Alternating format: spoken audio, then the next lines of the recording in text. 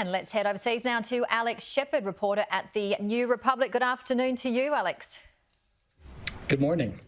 And we just saw there with Brent O'Halloran the 100 days of office for US President Joe Biden, marking his first address to Congress, citing America is back. It was also a historic moment, marking the first presidential address in Congress to be flanked by two women. Yeah, it was a moment in which Joe Biden was, I think, one, trying to take a kind of victory lap, pointing to the last 100 days as one in which he had fulfilled his two most explicit promises. One, to vaccinate 100 million Americans. I believe that number was hit today. And also to get the economy going back on track. But it was also, I think, a reminder of the implicit promise of the Biden presidency, which was that he would make America boring again, that we would not be obsessing over politics in quite the same way that we had over the previous 5 years. The speech, I think, sort of tacked on to all three of these ideas in various ways. So how do you think he's gone? What's your report card, and what's the latest with COVID on the ground in the States? I think in terms of domestic policy, it's really been extraordinary. I think you look first and foremost at the vaccination rate.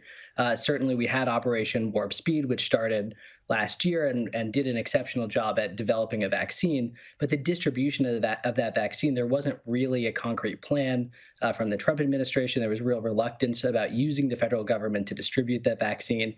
Now, we have 100 million fully vaccinated Americans. That's, I think, fantastic. Economically, the stimulus package that Biden passed, I think there were some concerns that it would, overheat the economy. But what we've seen so far is that it, seems to have been exactly the right type of medicine. Domestic policy, I think things are mostly going fairly well.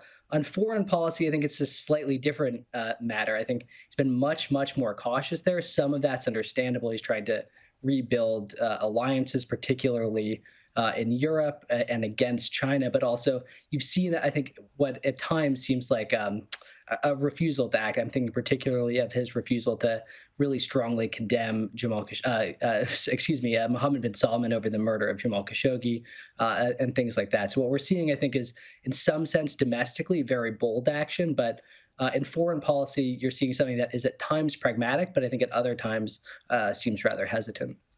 The US State Department are advising Americans to leave India. The latest daily COVID cases there, over 386,000. Alex, how is the US helping India? Yeah, so we've seen, I think, a big sea change just over the last week. The U.S. announced last weekend that we'd be sending 60 million AstraZeneca doses to India. That, I believe, is on its way now. On Tuesday, we'll have the first travel ban of the Biden administration that'll be banning virtually all travel between India and the United States. I think this is another area in which the Biden administration has not done as strong a job as it could have. The U.S. is sitting on a massive stockpile of vaccines. We're already seeing a demand for the vaccine drop in this country because so many people have been vaccinated. But there's been an unwillingness, I think, to start to send that out. I think the Biden administration has started to correct that with India. They should have acted much sooner, in my opinion. And people coming from India to the US, there's just been announcements over the past 48 hours that it's going to be very difficult to get back into the US because of the growing tragedy in the subcontinent.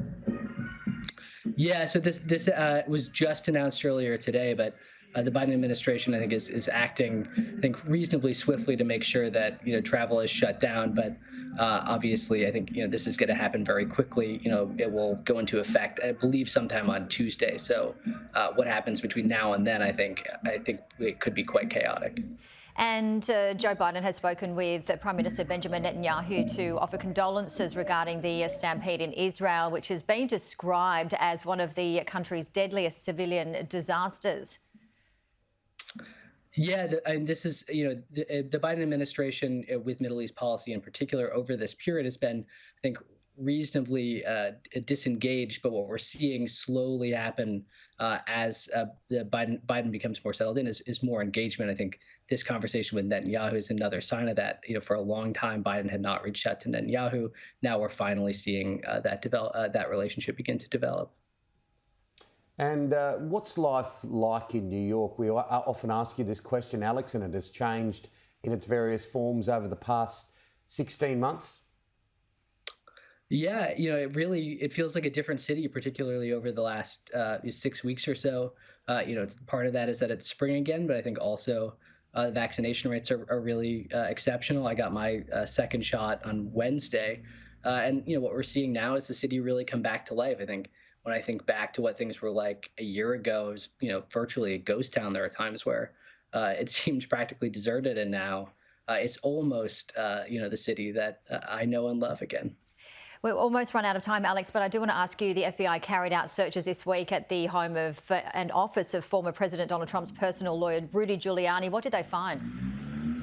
We're still sort of waiting to see exactly what this investigation entails. The FBI has been relatively close-lipped, but it's believed to involve Rudy Giuliani's forays in Ukraine, looking to dig up dirt on Joe Biden in the 2020 election, and some sort of violation of FARA, which is about how you register as a foreign agent. All right. Always great to see you, Alex. Thank you very much, and we'll chat to you again. Thank you.